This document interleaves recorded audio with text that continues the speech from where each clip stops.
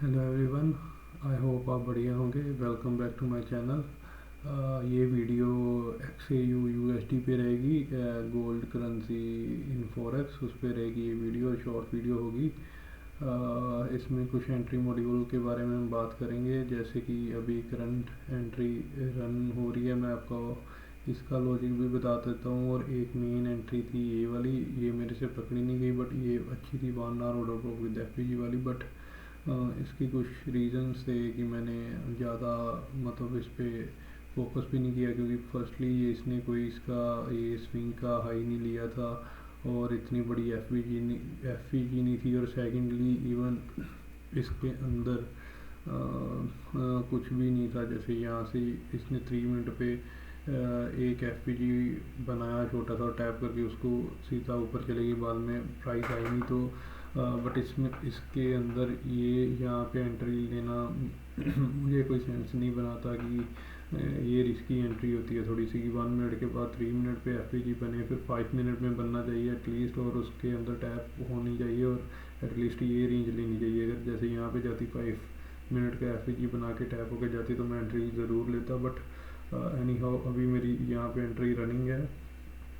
ये और ये अभी यहाँ तक प्राइस जाएगी 5240 तक, और अभी अप एंड रनिंग है। देखो क्या बनता है। ये एंट्री का मैं आपको बता देता हूँ मैंने कैसे ली।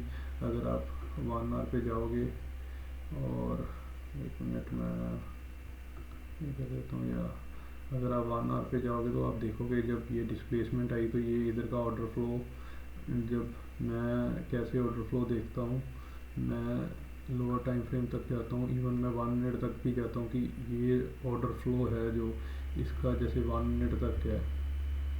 आप देखोगे कोई विक नहीं है इसमें, जस्ट क्लीन डिस्प्लेसमेंट है। अगर तो डिस्प्लेसमेंट है तो ये 90% चांसेस है कि ये यहाँ पे टैप होके वर्क करेगा ही करेगा। तो वही चीज़ हुई 1 मिनट पे भी। ऐसा अगर डिस्प्लेसमेंट हो तो बहुत अच्छा होता है। कई बार ऐसे बनता है 1 मिनट पे ऑर्डर फ्लो के साथ, यहाँ पे वो कई बार वर्क करता है, कई बार नहीं करता। बट अगर डिस्प्लेसमेंट हो तो 100% तो नहीं बोल सकता, पर 90% मैंने देखा है कि चीज़ें वर्क करती हैं। बट आपको हायर टाइम फ्रेम की सपोर्ट चाहिए और साथ में ट्रेंड अपसाइड चाहिए।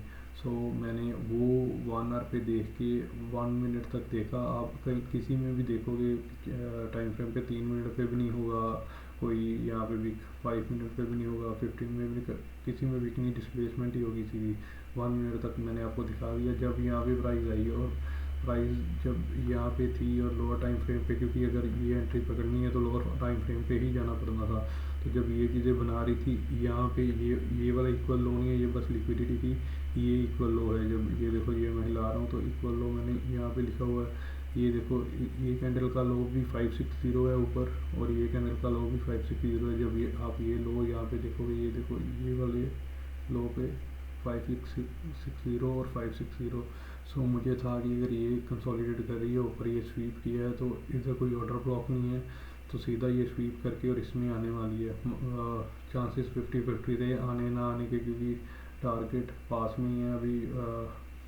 इतना भी पास नहीं था, बट फिर भी कुछ लोग इसको जैसे यहाँ से 5189 को 5241 तक, ये ऑलमोस्ट मेरे मेरे अकॉर्डिंग 50 पिप्स बनते हैं। बट कुछ इसको 50 पॉइंट्स बोलते हैं और 500 पिप्स बोलते हैं, तो उनके लिए ये रेंज बहुत है, बट मेरे लिए इतनी खास नहीं है। बट मैंने एंट्री इसलिए ली क्योंकि मुझे पता था एक बार तो यहाँ से डिस्प्लेसमेंट आएगी ही आएगी, और 1 आवर का सपोर्ट था, ट्रेंड अप था, इसलिए मैंने यहाँ पे एंट्री 1 मिनट में जाके प्लेस की। अब देख सकते हो जब यहाँ पे इन्वर्स FPG बन गया, और जब इन्वर्स FPG तभी बनता है जब कहीं से SL हंट हुए और ऑर्डर पिक हों, और ये स्ट्रॉन्ग सेटअप बन जाता है एक। और ऐसा ही हुआ। 1 मिनट पे आप हमेशा FPG पे एंट्री रखो। जैसे कैंडल बंद होती है उसके लो पॉइंट पे एंट्री डालो, और जब भी नेक्स्ट कैंडल यहाँ पे ऊपर आप देख सकते हो थोड़ा सा ऊपर खुली और स्वीप होके थोड़े पिप से उसने स्वीप करके ऊपर को डिस्प्लेसमेंट अच्छी दी। और अगर मुझे प्रॉपर ट्रेंड ना पता होता तो शायद मैं यहाँ से यहाँ तक का ही टीपी रखता, फिर 1:1 रह जाता। तो कोई ये ट्रेड का मतलब नहीं बनता था, क्योंकि 1:1 ट्रेड लेना भी नहीं चाहिए, एटलीस्ट 1:2 तो हो। तो इसलिए बट मुझे पता था कि ये यहाँ तक जाएगा। लेफ़्ट साइड में मैंने सारा देखा हुआ था